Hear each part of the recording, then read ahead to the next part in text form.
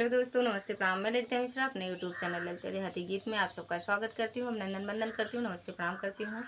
मैं अपने सभी दर्शकों का दिल से स्वागत करती हूँ, धन्यवाद करती हूँ। तो आप सब कैसे, उम्मीद करती हूँ बहुत अच्छे होंगे। तो आप सबके बीच में एक पति पत्नी का चुटकुला नाच गीत लाई हूँ। तो आप लोग को जैसा भी लगे कमेंट बॉक्स में प्यारा सा कमेंट जरूर कर देना। और अगर मेरे चैनल पर नए हैं तो वीडियो को लाइक शेयर, चैनल को सब्सक्राइब कर देना। अपना प्यार दुलार आशीर्वाद देना। राधे राधे दोस्तों। न जाओ परदेस पिया मानो कहनवा, न जाओ परदेस पिया मानो कहनवा, मानो कहनवा हो मानो कहनवा, मानो कहनवा हो मानो कहनवा। न जाओ परदेस पिया मानो कहनवा, न जाओ परदेस पिया मानो कहनवा।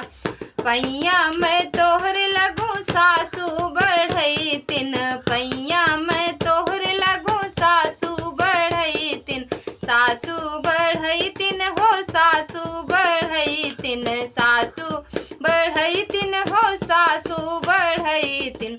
मनाए लऊ त्यू बेटा कही के सजनवा, मनाए लऊ त्यू बेटा कही के सजनवा। न जाओ परदेस पिया मानो कहनवा, न जाओ परदेस पिया मानो कहनवा।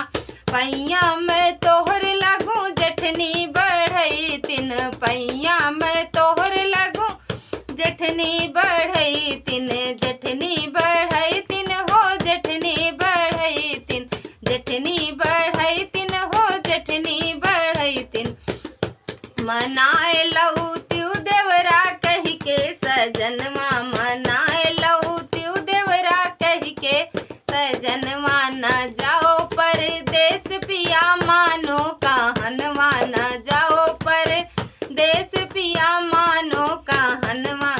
पैया मैं तोहर लगू नंदी बढ़ई तिन, पैया मैं तोहर लगू नंदी बढ़ई तिन, नंदी बढ़ई तिन हो नंदी बढ़ई तिन, नंदी बढ़ई तिन हो नंदी बढ़ई तिन। मनाए लऊ त्यू आप, मनाए लऊ त्यू भैया कही के सजनवा, मनाए लऊ त्यू भई कही के सजनवा। न जाओ परदेस पिया मानो कहनवा, न जाओ परदेस पिया मानो कहनवा, मानो कहनवा हो मानो कहनवा, मानो कहनवा हो मानो कहनवा। न जाओ परदेस पिया मानो कहनवा, न जाओ परदेस पिया मानो कहनवा, न जाओ परदेस पिया मानो।